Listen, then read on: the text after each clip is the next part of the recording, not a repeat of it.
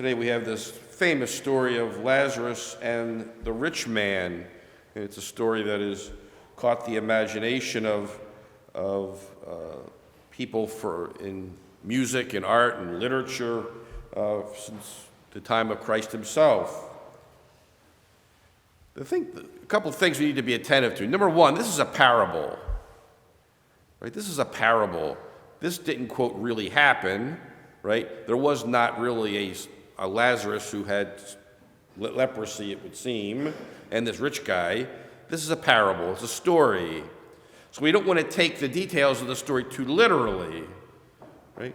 What we need is to take the message from the story. What is this? Like any parable, what is it trying to communicate? Okay. Second point, when you read parables or any stories or any saying of Jesus, it is usually pretty helpful to know who he's talking to, because it makes a difference, right? So, today, this parable about Lazarus and the rich man is addressed to the Pharisees. Now, why is that interesting? Well, for one, two reasons, really. Number one, what were the Pharisees? The Pharisees, again, you all know this, but I'll just repeat it just to bring us all up to the same stuff, right? The Pharisees were kind of like it was a religious movement of Jesus' time within Judaism, right? Who were very focused upon not the temple worship, but rather seeking to live the law, right?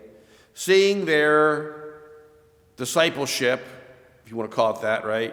Their religious lives rooted in being faithful to the law, right? As opposed to focusing it upon the temple worship. Now, there's all kinds of reasons for this, and it's not all that important. But one of the interesting things about the Pharisees, so, again, they were very interested in what Moses and the prophets had to say, because that was the foundation for how they sought to live. But why? Right? But why? They sought to fulfill the law because they saw that there was a spiritual value to simply fulfilling the law. Right? And this gets developed in time in Judaism, after this period. Well, first off, the Pharisees become the rabbis that we would understand today, right? Because the temple is destroyed by the Romans. There is no more temple worship.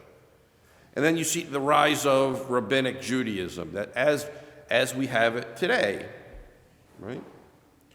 Focused upon study of the law, knowledge of the law, being obedient to the law as law.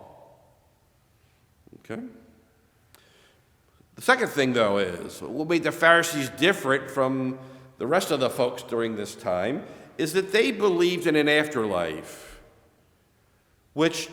so every once in a while you hear about the Sadducees. That's another lot, right? A little Jewish movement, right?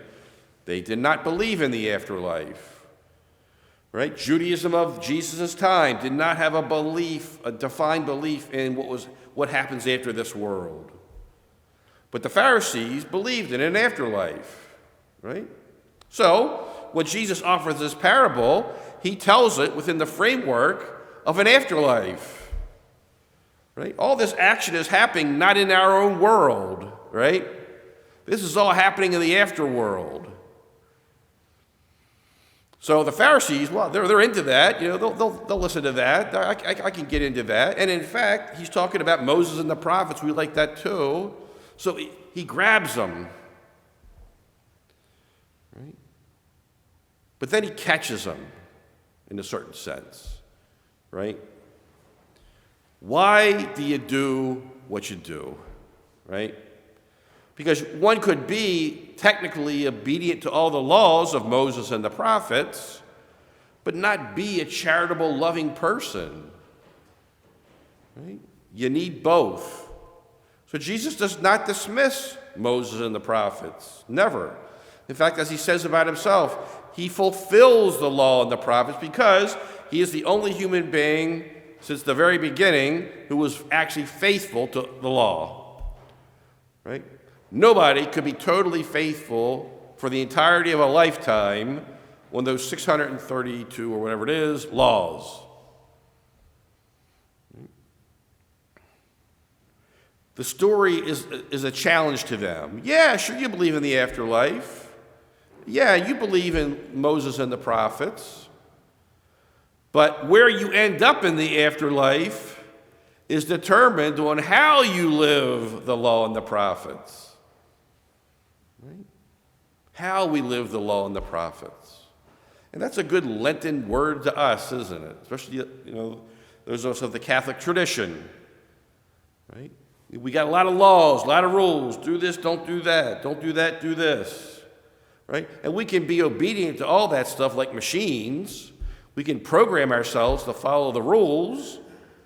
But what does that say about our hearts? Nothing. Right? Now, that does not mean that doing all these do's and don'ts can't help us to develop hearts that are charitable and loving. And hopefully that's true, right?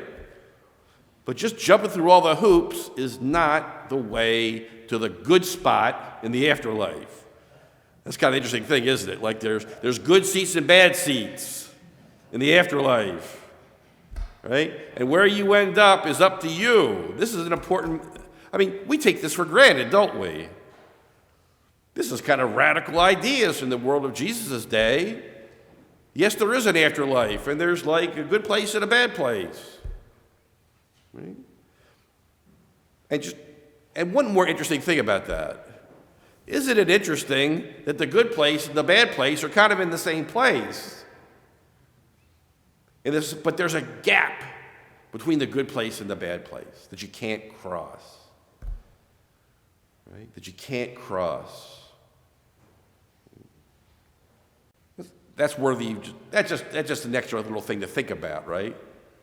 Because we have the same belief. We believe there's an afterlife, and everybody doesn't necessarily go to the same place, right?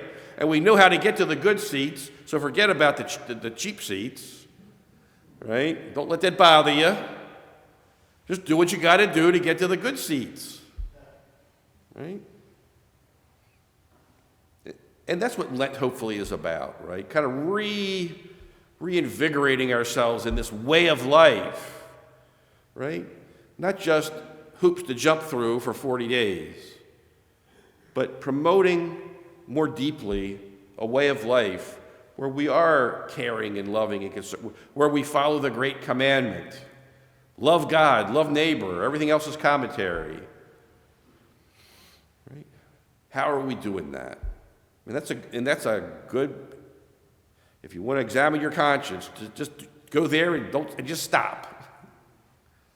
Today, how did I love God and love my neighbor? There's nothing after that, right? And use that, and then hopefully we keep going. We keep going. We keep trying to live as best we can, so that we can find ourselves to the good seats.